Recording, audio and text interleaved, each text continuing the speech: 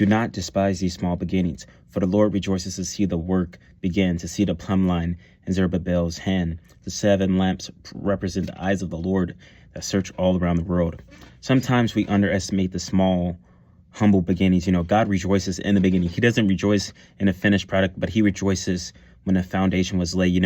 Zachariah is basically prophesying to Israel after they returned from the exile. And they were literally comparing their building, their foundation, against Solomon's glorious temple. They said, ours is dusty, ours is basically small, compared to his. They were comparing it and saying, it's dusty. Is this it, Lord? Basically.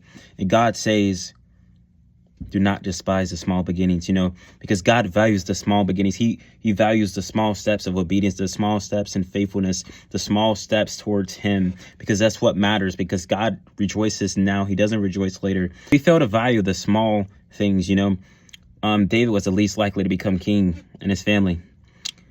Noah building a boat, that's something that was small, but then it was big in the future. You see, don't underestimate the small beginnings, because God often starts his great things in small ways.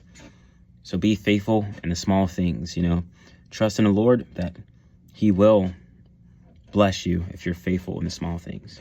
Jesus loves you guys so much. Don't underestimate the small beginnings. I love you guys.